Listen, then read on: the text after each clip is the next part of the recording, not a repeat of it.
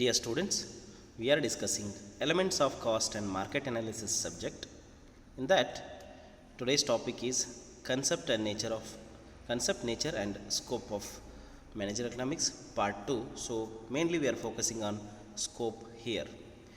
Learning objectives: to understand the concept of managerial economics, to understand the nature and scope of managerial economics. Session outcomes: after this session, the students will be able to explain the concept of managerial economics. The students will be able to explain the nature and scope of managerial economics. Mainly we are focusing in this session, we are focusing on scope of managerial economics. Scope of managerial economics means what managerial economics includes, what it covers, the area. Okay. Managerial ಎಕನಾಮಿಕ್ಸ್ದು scope ಅಂತ ಅಂದರೆ ಇದರ ವಿಸ್ತಾರ ಏನು, ಇದು ಏನೇನು ಒಳಗೊಂಡಿರುತ್ತೆ, ನಾವು ಇಲ್ಲಿ ಏನೇನು ಅಧ್ಯಯನ ಮಾಡ್ತೀವಿ ಅಥವಾ ಯಾವ ವಿಷಯಗಳ ಮೇಲೆ ಇದು ನಿಂತಿರುತ್ತೆ, ಯಾವ್ಯಾವ ವಿಷಯವನ್ನು ಇದು ಒಳಗೊಂಡಿರುತ್ತೆ ಅನ್ನೋದನ್ನೇ ನಾವೇನಂತ ಕರಿತೀವಿ, ಸ್ಕೋಪ್ ಅಂತ ಕರಿತೀವಿ. ಓಕೆ, ಅದರಲ್ಲಿ first one, demand analysis and forecasting. Any business for is an economic organization which transform productive resources into goods to be sold in the market. A major part of the business decision making depends on accurate demand estimates. A demand forecast can serve as a guide to make management for maintaining and strengthening the market position and enlarging profits. Demand analysis helps identifying the various factors influencing the product demand and thus providing guidelines for manipulating the demand. ಯಾವುದೇ ಒಂದು business organisation ಆಗಿದ್ರೂ ಅದು ಒಂದು economic entity ಆಗಿರುತ್ತೆ, economic activity ಆಗಿರುತ್ತೆ. ಅಲ್ಲಿ productive ರಿಸೋರ್ಸಸ್ಗಳನ್ನ ಗೂಡ್ಸಲ್ಲಿ convert ಮಾಡಿ ಮಾರ್ಕೆಟಲ್ಲಿ ಮಾರಾಟ ಮಾಡಬೇಕಾಗತ್ತೆ. ಓಕೆ, ಸೊ ಈ ರೀತಿ ಇರಬೇಕಾದ್ರೆ ಆ ಮೇಜರ್ ಡಿಸಿಷನ್ ಮೇಕಿಂಗ್ ಯಾವುದ್ರ ಮೇಲೆ ಡಿಪೆಂಡ್ ಆಗಿರುತ್ತೆ ಅಂದರೆ ಡಿಮಾಂಡ್ ಎಸ್ಟಿಮೇಷನ್ ಮೇಲೆ. ಒಂದು ಡಿಮಾಂಡ್ ಫೋರ್ಕಾಸ್ಟಿಂಗ್ ಅಥವಾ ಡಿಮಾಂಡ್ ಎಸ್ಟಿಮೇಷನ್ ಅಂತ ಏನಂತೀವಿ ಅದ್ರ ಮೇಲೆ ಡಿಪೆಂಡ್ ಆಗಿರುತ್ತೆ.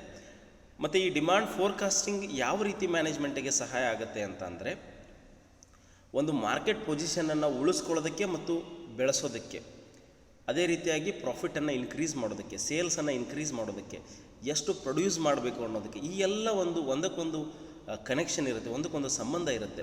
ಈ ಎಲ್ಲ ರೀತಿಗಳಲ್ಲಿ ಡಿಮಾಂಡ್ ಅನಾಲಿಸಿಸ್ಸು ಹೆಲ್ಪ್ ಮಾಡುತ್ತೆ. ಸೊ ಡಿಮಾಂಡ್ ಅನಾಲಿಸಿಸ್ಸು ಬಹಳಷ್ಟು ವಿಷಯಗಳನ್ನು ಐಡೆಂಟಿಫೈ ಮಾಡುತ್ತೆ. ಪ್ರಾಡಕ್ಟದ ಡಿಮಾಂಡ್ ರಿಲೇಟೆಡ್, ಎಷ್ಟು ಡಿಮಾಂಡ್ ಇದೆ ಪ್ರಾಡಕ್ಟಿಗೆ ಅನ್ನೋದನ್ನು, ಅದರ ರಿಲೇಟೆಡ್ ಆಗಿ ಸಾಕಷ್ಟು ವಿಷಯಗಳನ್ನು ಇದು ಫ್ಯಾಕ್ಟರ್ಸ್ಗಳನ್ನು ಇದು ಐಡೆಂಟಿಫೈ ಮಾಡುತ್ತೆ, ಅಂದರೆ ರಿಕಗ್ನೈಸ್ ಮಾಡುತ್ತೆ. ಅದರ ಮುಖಾಂತರ ನಾವು ಯಾವ ರೀತಿ ಡಿಮಾಂಡನ್ನು ಮ್ಯಾನಿಪುಲೇಟ್ ಮಾಡಬೇಕು, ಏನನ್ನು ನಾವು ಬದಲಾವಣೆ ಮಾಡ್ಕೋಬೇಕು, ನಮ್ಮ ಪ್ಲ್ಯಾನನ್ನು ಯಾವ ರೀತಿ ಮುಂದೆ ನಾವು ಮುಂದುವರಿಸಬೇಕು, ಇದೆಲ್ಲದರ ಮೇಲೂ ಡಿಮಾಂಡ್ ಅನಾಲಿಸಿಸ್ಸು, ಡಿಮಾಂಡ್ ಫೋರ್ಕಾಸ್ಟಿಂಗು ಹೆಲ್ಪ್ ಮಾಡುತ್ತೆ. So demand analysis and forecasting provided the essential basis for planning, business planning and occupies a strategic plan in managerial economics. The main topics covered here in demand analysis are demand determinants, demand distinctions and demand forecasting. Demand analysis ಮತ್ತು ಫೋರ್ಕಾಸ್ಟಿಂಗ್ದಿಂದ business ಪ್ಲ್ಯಾನಿಂಗ್ಗೆ, strategic ಪ್ಲ್ಯಾನಿಂಗ್ಗೆ ಬಹಳ ಒಂದು essential input ಹೋಗುತ್ತೆ. Okay, so strategic planning ಆಗಿರ್ಬೋದು, ನಮ್ಮ ಬಿಸ್ನೆಸ್ದು full ಪ್ಲ್ಯಾನಿಂಗಲ್ಲಿ demand ಫೋರ್ಕಾಸ್ಟಿಂಗೇ ಒಂದು ಅತಿ ಮಹತ್ವದ ಒಂದು ಪಾತ್ರ ವಹಿಸುತ್ತೆ.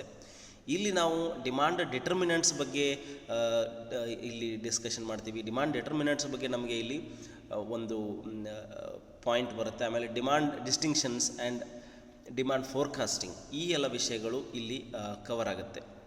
ಓಕೆ, ಸೊ ಈ ಒಂದು ವಿಷಯ ಡಿಮಾಂಡ್ ಫೋರ್ಕಾಸ್ಟಿಂಗ್ ಆ್ಯಂಡ್ ಡಿಮಾಂಡ್ ಅನಾಲಿಸಿಸಲ್ಲಿ ಈ ಎಲ್ಲ ಒಳಗೊಂಡಿರುತ್ತೆ. Next, cost and production analysis.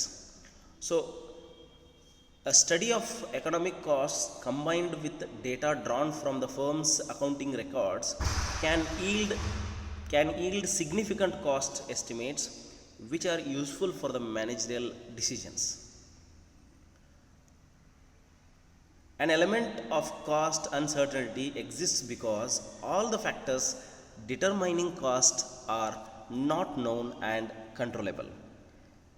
Discovering economic costs and ability to measure them are necessary steps for more effective profit planning, cost control, and for sound pricing practices. Cost and production ಅನಾಲಿಸಿಸಲ್ಲಿ ನಾವು ಏನನ್ನು ಇದು ಒಳಗೊಂಡಿರುತ್ತೆ, ಏನು ಮಾಡ್ತೀವಿ ಇಲ್ಲಿ managerial ಎಕನಾಮಿಕ್ಸಲ್ಲಿ ಅಂತ ಅಂದರೆ, ಎಕನಾಮಿಕ್ ಕಾಸ್ಟ್ಗಳನ್ನು ಅಧ್ಯಯನ ಮಾಡಿ ನಮ್ಮ ಅಕೌಂಟಿಂಗ್ ಫರ್ಮ್ ರೆಕಾರ್ಡ್ಸ್ಗಳಲ್ಲಿ ಕಾಸ್ಟ್ ಎಸ್ಟಿಮೇಷನ್ನು, ಆ್ಯಕ್ಚುಯಲ್ ಕಾಸ್ಟ್ ಆಗಿರೋದು ಮತ್ತು ಕಾಸ್ಟ್ ಎಸ್ಟಿಮೇಷನ್ನು ಇದು ಮ್ಯಾನೇಜ್ಮೆಂಟದ ಡಿಸಿಷನ್ಸ್ ಮೇಲೆ ಬಹಳ ಮಹತ್ವದ ಪರಿಣಾಮವನ್ನು ಬೀರುತ್ತೆ.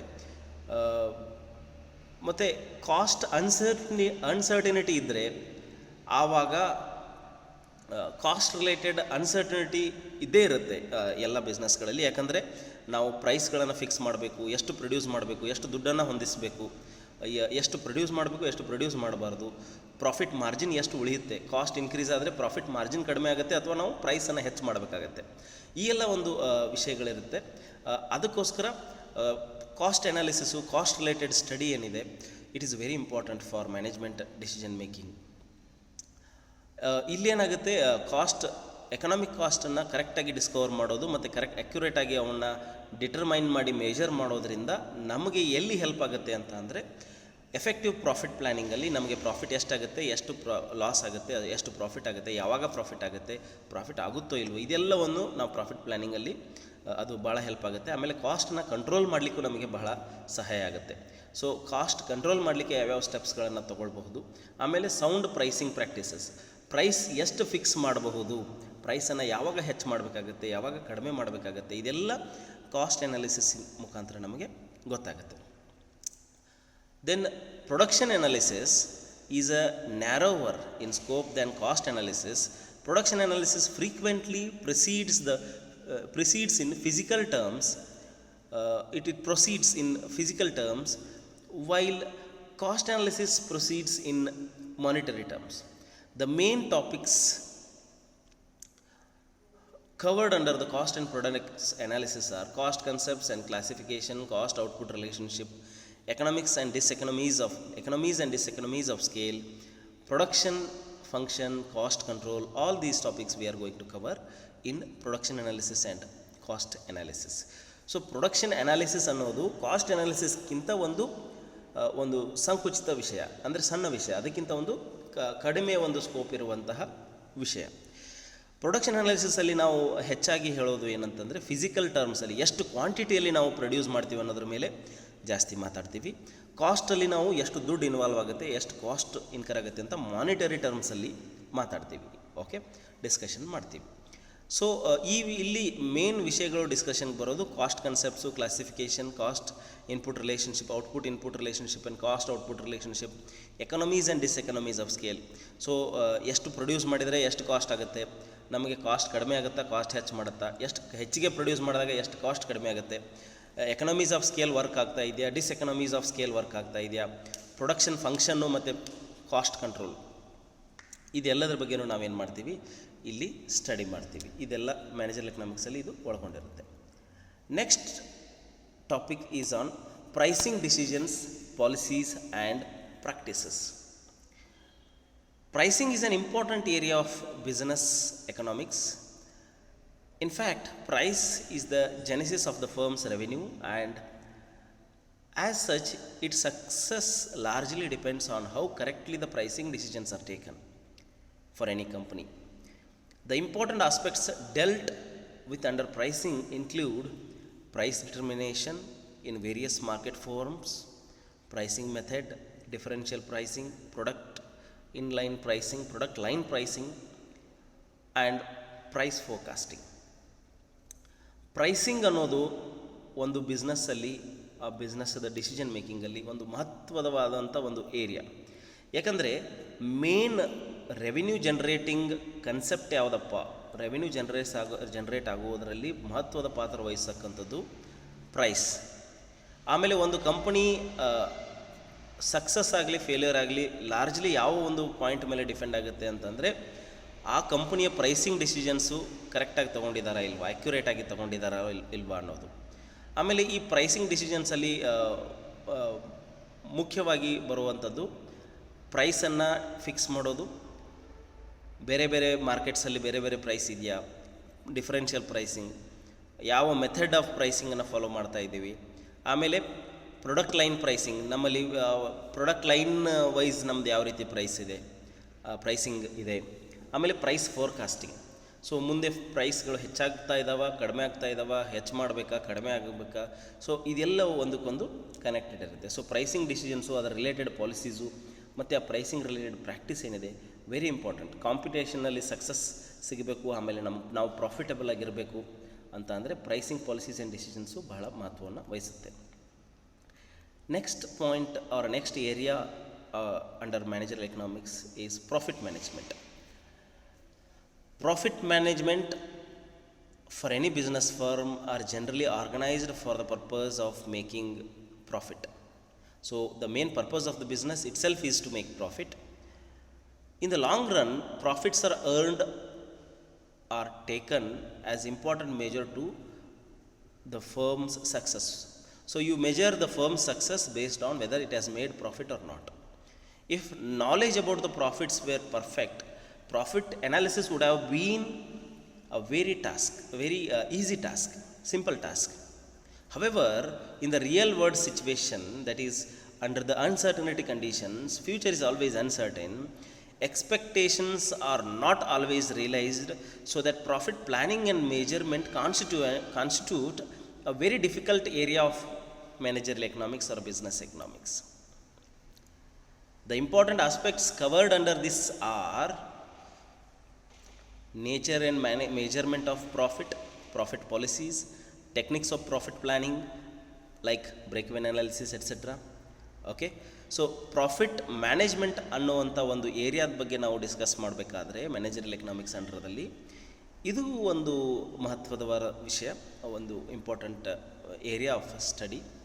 ಓಕೆ, ಸೊ ಇಲ್ಲಿ ಏನಾಗುತ್ತೆ ಅಂದರೆ ಯಾವುದೇ ಒಂದು ಬಿಸ್ನೆಸ್ ಎಕ್ಸಿಸ್ಟೆನ್ಸಲ್ಲಿ ಇರೋದು ಯಾಕಿದೆ ಅಂದರೆ ಪ್ರಾಫಿಟ್ ಮಾಡೋದಕ್ಕೋಸ್ಕರನೇ ಒಂದು ಬಿಸ್ನೆಸ್ ಎಕ್ಸಿಸ್ಟೆನ್ಸಲ್ಲಿ ಇರುತ್ತೆ. ಮೇನ್ ಆಬ್ಜೆಕ್ಟಿವ್ ಉದ್ದೇಶ ಇರೋದೇ ಪ್ರಾಫಿಟ್ ಮೇಕಿಂಗ್ ಬಿಸ್ನೆಸ್ದು, ಯಾವುದೇ ಒಂದು ಬಿಸ್ನೆಸ್ದು. ಆಮೇಲೆ ಲಾಂಗ್ ರನ್ನಲ್ಲಿ ಒಂದು ಬಿಸ್ನೆಸ್ ಸಕ್ಸಸ್ಫುಲ್ ಆಗಿದೆಯಾ ಫೇಲ್ಯೂರ್ ಆಗಿದೆಯಾ ಅನ್ನೋದನ್ನು ನಾವು ಯಾವ ದೃಷ್ಟಿಕೋನದಲ್ಲಿ ಅಳಿತೀವಿ ಅಂದರೆ ಪ್ರತಿ ವರ್ಷ ಇದು ಪ್ರಾಫಿಟ್ ಮಾಡ್ತಾ ಬಂದಿದೆಯಾ ಅಥವಾ ನಷ್ಟ ಮಾಡ್ತಾ ಬಂದಿದೆಯಾ ಅನ್ನೋದ್ರ ಮೇಲೇ ನಾವು ಇದನ್ನು ಅಳಿತೀವಿ. ಫ್ಯೂಚರ್ ಬಗ್ಗೆ ಎಲ್ಲರಿಗೂ ಪರ್ಫೆಕ್ಟ್ ನಾಲೆಜ್ ಇದ್ದರೆ ಪ್ರಾಫಿಟ್ ಅನಾಲಿಸಿಸ್ ಮಾಡೋದು ಅಥವಾ ಪ್ರಾಫಿಟ್ ಬಗ್ಗೆ ಒಂದು ಡಿಸಿಷನ್ ತೊಗೊಳ್ಳೋದು, ಇಷ್ಟು ಪ್ರಾಫಿಟ್ ಬರುತ್ತೆ ಅನ್ನೋದನ್ನು ಈಸಿಯಾಗಿ ನಾವು ಕ್ವಿಕ್ಕಾಗಿ ಅನಾಲಿಸಿಸ್ ಮಾಡ್ಬೋದಾಗಿತ್ತು, ಅದರ ಬಗ್ಗೆ ಮಾಹಿತಿಯನ್ನು ಕಲೆ ಹಾಕ್ಬೋದಾಗಿತ್ತು. ಆದರೆ ರಿಯಲ್ ವರ್ಲ್ಡ್ ಸಿಚುವೇಷನಲ್ಲಿ ನಮ್ಮ ಈ ಕಾಂಪಿಟೇಟಿವ್ ಜಗತ್ತಿನಲ್ಲಿ ಏನಾಗುತ್ತೆ ಅಂತಂದರೆ ಹಲವಾರು ಅನ್ಸರ್ಟನಿಟಿ ಬರುತ್ತೆ, ಎಕ್ಸ್ಪೆಕ್ಟೇಷನ್ಸು ಬಹಳ ಚೇಂಜಸ್ ಆಗುತ್ತೆ. ಓಕೆ, ಸೊ ಆದರೆ ಅದಕ್ಕೆ ನಾವು ಅಂದ್ಕೊಂಡ ರೀತಿಯೇ ಎಲ್ಲ ನಡೆಯೋದಿಲ್ಲ. ಅದಕ್ಕೋಸ್ಕರ ಪ್ರಾಫಿಟ್ ಪ್ಲ್ಯಾನಿಂಗು ಮತ್ತು ಮೆಜರ್ಮೆಂಟು ಒಂದು ಕಾಂಪ್ಲೆಕ್ಸ್ ವಿಷಯ. ಇದು ಪ್ರಾಫಿಟ್ ಪ್ಲ್ಯಾನಿಂಗ್ ಆ್ಯಂಡ್ ಮೆಜರ್ಮೆಂಟ್ ಅನ್ನೋದೇನಿದೆ ಇದು ಒಂದು ಕಾಂಪ್ಲೆಕ್ಸ್ ವಿಷಯ, ಯಾಕಂದರೆ ಇದಕ್ಕೆ ಕನೆಕ್ಟೆಡ್ ಆಗಿ ಎಲ್ಲ ಬಿಸ್ನೆಸ್ ಆಪ್ರೇಷನ್ಸ್ಗಳು ಬಂದು ಪ್ರಾಫಿಟ್ಗೆ ಕನೆಕ್ಟ್ ಆಗುತ್ತೆ, ಪ್ರಾಫಿಟ್ಗೆ ಬಂದು ನಿಲ್ಲುತ್ತೆ. ನಾವೆಲ್ಲ ಆ್ಯಕ್ಟಿವಿಟಿನೂ ಸಕ್ಸಸ್ಫುಲ್ಲಾಗಿ ಮಾಡಿದ್ದೀವಿ ಅಂದರೆ ಕೊನೆಗೆ ಬರೋದು ನಾವೆಲ್ಲ ಚೆನ್ನಾಗೇ ಮಾಡಿದ್ದೀವಿ, ಆದರೆ ಪ್ರಾಫಿಟ್ ಆಗಿದೆಯಾ ಇಲ್ವಾ, that is the final verdict. Okay, so the important aspects ನಾವಿಲ್ಲಿ ಕವರ್ ಮಾಡೋದು nature and measurement of profit policy, techniques of profit planning, ಯಾವ್ಯಾವ ರೀತಿ ಟೆಕ್ನಿಕ್ಸ್ಗಳನ್ನು ನಾವು ಇಲ್ಲಿ ಬಳಸ್ತೀವಿ. ಫಾರ್ ಎಕ್ಸಾಂಪಲ್ ಬ್ರೇಕ್ ಇವೆನ್ ಅನಾಲಿಸಿಸನ್ನು ನಾವು ಪ್ರಾಫಿಟ್ ಪ್ಲ್ಯಾನಿಂಗ್ ಟೆಕ್ನಿಕ್ ಆಗಿ ಬಳಸಬಹುದು. ಓಕೆ, ಸೊ ನೆಕ್ಸ್ಟ್ ಏರಿಯಾ ಬರೋದು ಸ್ಕೋಪಲ್ಲಿ ಅಂದರೆ capital management. Among various types of business problems, one of the most complex and troublesome for the business manager are those relating to the firm's capital investments. Relatively large sums are involved in any business, and the problems are also complex that their solutions requires considerable time and effort. Often the decisions involving capital management are taken by the top management. Capital management ಅಂದರೆ ಒಂದು ಬಿಸ್ನೆಸ್ಸಿನ ಒಂದು complex decision ಮೇಕಿಂಗಲ್ಲಿ capital ಮ್ಯಾನೇಜ್ಮೆಂಟನ್ನು ಒಂದು ಯಾವುದೇ ಒಬ್ಬ business ಮ್ಯಾನೇಜರ್ಗೆ ಆ ಕಂಪನಿಯ ಒಂದು ಬಂಡವಾಳ ಏನಿದೆ ಅದನ್ನು ಯಾವ ರೀತಿ ಮ್ಯಾನೇಜ್ ಮಾಡಬೇಕು, ಕಂಪನಿ ಕ್ಯಾಪಿಟಲ್ ಇನ್ವೆಸ್ಟ್ಮೆಂಟ್ ಏನಿದೆ, ಬಂಡವಾಳದ ಹೂಡಿಕೆ ಏನಿದೆ, ಅದನ್ನು ಯಾವ ರೀತಿ ಉಪಯೋಗಿಸ್ಕೊಳ್ಬೇಕು, ಯಾವ ರೀತಿ ಪ್ರಾಫಿಟೇಬಲ್ ವೆಂಚರಾಗಿ ಕನ್ವರ್ಟ್ ಮಾಡಬೇಕು, ಎಲ್ಲೆಲ್ಲಿ ಪ್ರಾಫಿಟಬಲ್ ಇನ್ವೆಸ್ಟ್ಮೆಂಟ್ಸ್ ಆಗಿ ಅದನ್ನು ಕನ್ವರ್ಟ್ ಮಾಡಬೇಕು ಅಂತ. ಯಾಕಂದರೆ ದೊಡ್ಡ ದೊಡ್ಡ ಅಮೌಂಟು ಇನ್ವಾಲ್ವ್ ಆಗಿರುತ್ತೆ. ಇಟ್ ಈಸ್ ಹ್ಯೂಜ್ ಇನ್ವೆಸ್ಟ್ಮೆಂಟ್ಸ್ ಇರುತ್ತೆ ದೊಡ್ಡ ದೊಡ್ಡ ಬಿಸ್ನೆಸ್ಗಳಲ್ಲಿ. ಅಂದರೆ ಸಾಕಷ್ಟು ಹಣ ತೊಡಗಿಸಲಾಗಿರುತ್ತೆ, ಕೋಟ್ಯಾಂತರ ರೂಪಾಯಿ ಅದರಲ್ಲಿ ಇನ್ವಾಲ್ವ್ ಆಗಿರುತ್ತೆ. ಅದಕ್ಕೋಸ್ಕರ ಈ ವಿಷಯಕ್ಕೆ ಸಂಬಂಧಪಟ್ಟಂಥ ಎಲ್ಲ ಒಂದು ಪ್ರಾಬ್ಲಮ್ಸ್ಗಳೇ ಬರಲಿ, ಯಾವುದೇ ಡಿಸಿಷನ್ ಬರಲಿ, ಆ ಡಿಸಿಷನ್ಗಳಲ್ಲಿ ಸರಳವಾಗಿ ಡಿಸಿಷನ್ ತೊಗೊಳ್ಳಿಕ್ಕೆ ಆಗೋದಿಲ್ಲ. ಇದಕ್ಕೆ ಸಾಕಷ್ಟು ಸಮಯ ಹಿಡಿಯುತ್ತೆ, ಆಮೇಲೆ ಸಾಕಷ್ಟು ಎಫರ್ಟ್ನೂ ಹಾಕಬೇಕಾಗತ್ತೆ. ಸುಲಭವಾಗಿ ಯಾವುದೇ ಡಿಸಿಷನನ್ನು ತಗೊಳ್ಳಿಕ್ಕೆ ಆಗೋದಿಲ್ಲ. ಮತ್ತು ಈ ಕ್ಯಾಪಿಟಲ್ ಮ್ಯಾನೇಜ್ಮೆಂಟ್ ರಿಲೇಟೆಡ್ ಡಿಸಿಷನ್ ಏನಿದೆ ಇದನ್ನೆಲ್ಲ ಟಾಪ್ ಮ್ಯಾನೇಜ್ಮೆಂಟಲ್ಲೇ ಹೆಚ್ಚಾಗಿ ತಗೊಳ್ಳೋದುಂಟು. ಲೋವರ್ ಲೆವೆಲ್ ಮ್ಯಾನೇಜ್ಮೆಂಟ್ಸ್ಗಳಿಗೆ ಕ್ಯಾಪಿಟಲ್ ಡಿಸಿಷನ್ಸಲ್ಲಿ ಯಾವುದೇ ರೀತಿಯ ಒಂದು ಇನ್ವಾಲ್ವ್ಮೆಂಟ್ ಕಡಿಮೆ ಇರುತ್ತೆ. Briefly, capital management implies planning and control of capital expenditure. The main topics delt here are cost capital, rate of return, cost of capital, rate of written and selection of projects. So ಇಲ್ಲಿ ಹೆಚ್ಚಾಗಿ ನಾವು ಇದರ ಮೇಲೆ ಏನು ಅಧ್ಯಯನ ಮಾಡ್ತೀವಿ ಅಂತಂದರೆ planning and control of capital expenditure ಅನ್ನೋದು ಬಹಳ ಇಂಪಾರ್ಟೆಂಟಾಗಿ ಕೊಡುವಂತಕ್ಕಂಥ ಇದಕ್ಕೆ ಒಂದು ಅರ್ಥ. ಆಮೇಲೆ ಇಲ್ಲಿ ನಾವು ಕಾಸ್ಟ್ ಆಫ್ ಕ್ಯಾಪಿಟಲ್ ಬಗ್ಗೆ ನಾವಿಲ್ಲಿ ಡಿಸ್ಕಸ್ ಮಾಡ್ತೀವಿ. ಆಮೇಲೆ ರೇಟ್ ಆಫ್ ರಿಟರ್ನ್ ಎಷ್ಟಿದೆ ಹಾಕಿರುವಂಥ ಕ್ಯಾಪಿಟಲ್ ಮೇಲೆ, ನಾವು ಯಾವ ಪ್ರಾಜೆಕ್ಟ್ಗಳನ್ನು ಸೆಲೆಕ್ಟ್ ಮಾಡಬೇಕು, ಯಾವುಗಳನ್ನ ರಿಜೆಕ್ಟ್ ಮಾಡಬೇಕು, ಇವೆಲ್ಲದರ ಬಗ್ಗೆ ನಾವು ಕ್ಯಾಪಿಟಲ್ ಮ್ಯಾನೇಜ್ಮೆಂಟಲ್ಲಿ ನಾವು ಡಿಸ್ಕಸ್ ಮಾಡ್ತೀವಿ. Analysis of business environment. So ಇದು ಒಂದು ಏರಿಯಾ ಮ್ಯಾನೇಜರಲ್ ಎಕನಾಮಿಕ್ಸಲ್ಲಿ ಬರುವಂಥದ್ದು. ಇದು ಒಂದು important area. The environmental factors influence working and performance of a business undertaking, any business undertaking. Therefore, managers will have to take maximum caution to consider the environmental factors in the process of decision making. Decisions taken in isolation of the environmental factors would prove harmful to the firm. Therefore, the management must be fully aware of the economic environment, particularly those economic factors which constitute the economic business climate.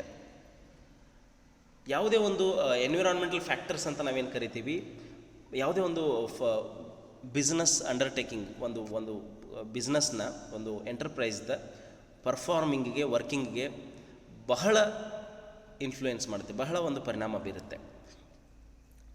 ಯಾಕೆಂದರೆ managers ಎಲ್ಲ environmental ಫ್ಯಾಕ್ಟರ್ಸ್ಗಳನ್ನ ಅದಕ್ಕೋಸ್ಕರ ಅವರು cover ಮಾಡಲೇಬೇಕಾಗುತ್ತೆ, consider ಮಾಡಲೇಬೇಕಾಗುತ್ತೆ. ಯಾವುದೇ ಒಂದು decision ತೊಗೊಳ್ಬೇಕಾದ್ರೂ ಹಲವಾರು environmental ಫ್ಯಾಕ್ಟರ್ಸ್ಗಳನ್ನು cover ಮಾಡಬೇಕಾಗುತ್ತೆ, ಅದರಲ್ಲಿ consider ಮಾಡಬೇಕಾಗುತ್ತೆ.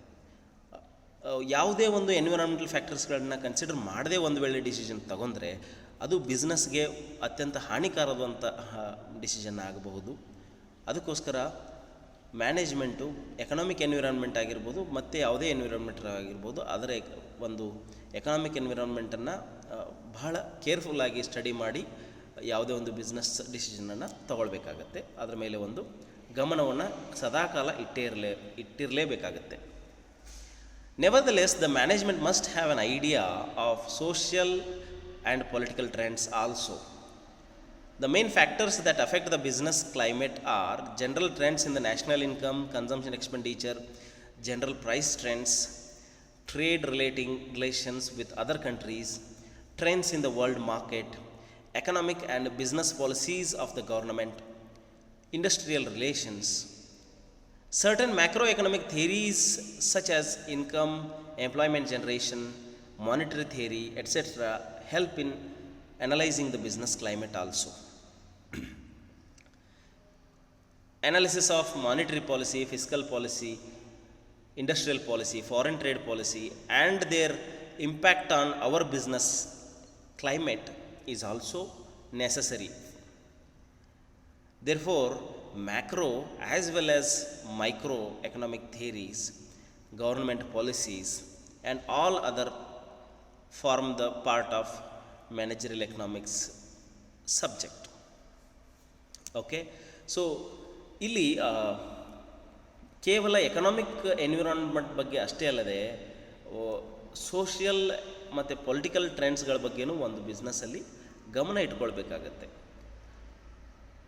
ಯಾಕಂದರೆ ಬಿಸ್ನೆಸ್ಸಲ್ಲಿ ಯಾವ ರೀತಿ ನ್ಯಾಷನಲ್ ಇನ್ಕಮ್ ಟ್ರೆಂಡ್ ಏನಿದೆ, ಕನ್ಸಂಪ್ಷನ್ ಮೇಲೆ ಜನ ಎಷ್ಟು ಎಕ್ಸ್ಪೆಂಡಿಚರ್ ಮಾಡ್ತಾ ಇದ್ದಾರೆ, ಗೌರ್ಮೆಂಟ್ ಎಷ್ಟು ಎಕ್ಸ್ಪೆಂಡಿಚರ್ ಮಾಡ್ತಾ ಇದೆ, ಪ್ರೈಸ್ ಟ್ರೆಂಡ್ಸ್ ಯಾವ ರೀತಿ ಇದೆ, ಇನ್ಫ್ಲೇಷನ್ ಇದೆಯಾ, ಡಿಫ್ಲೇಷನ್ ಇದೆಯಾ, trading relations with other countries, ನಮ್ಮದು ಯಾವ್ಯಾವ ದೇಶದ ಜೊತೆಗೆ ಒಳ್ಳೆಯ ಸಂಬಂಧ ಇದೆ, ಟ್ರೇಡ್ ಸಂಬಂಧ ಇದೆ, trends in the world market, ಜಗತ್ತಿನಲ್ಲಿ ಮಾರ್ಕೆಟ್ ಯಾವ ರೀತಿ ಪರ್ಫಾರ್ಮ್ ಮಾಡ್ತಾ ಇದೆ, economic and business policies of the ಗೌರ್ಮೆಂಟದು ಮಾಡ್ತಕ್ಕಂಥ ಪಾಲಿಸಿಗಳು ಬಿಸ್ನೆಸ್ಗಳಿಗೆ ಸಂಬಂಧಪಟ್ಟಂತೆ ಮತ್ತು ಹಣಕಾಸಿನ ವ್ಯವಹಾರಗಳಿಗೆ ಸಂಬಂಧಪಟ್ಟಂತೆ ಯಾವ ರೀತಿ ಎಕನಾಮಿಕ್ ಪಾಲಿಸಿಗಳನ್ನ, ಆರ್ಥಿಕತೆಗೆ ಸಂಬಂಧಪಟ್ಟಂತೆ ಯಾವ ರೀತಿ ಪಾಲಿಸಿಗಳನ್ನ ಮಾಡ್ತಾ ಇದೆ, ಇಂಡಸ್ಟ್ರಿಯಲ್ ರಿಲೇಷನ್ಸ್ ಎಲ್ಲ ಹೆಂಗಿದೆ, ನಮ್ಮ ಬಿಸ್ನೆಸ್ಗಳಲ್ಲಿ ನಮ್ಮ ಇಂಡಸ್ಟ್ರಿಯಲ್ಲಿ ಇಂಡಸ್ಟ್ರಿಯಲ್ ರಿಲೇಷನ್ಸ್ ಯಾವ ರೀತಿ ಇದೆ, employees and managers, employees and owners relation, business to business relation, ಅದೆಲ್ಲ. ಅಷ್ಟೇ ಅಲ್ಲದೆ ಕೆಲವೊಂದು ಮ್ಯಾಕ್ರೋ ಎಕನಾಮಿಕ್ ಥಿಯರಿಗಳು ಇಲ್ಲಿ ಸಹಾಯ ಮಾಡುತ್ತೆ. Income theory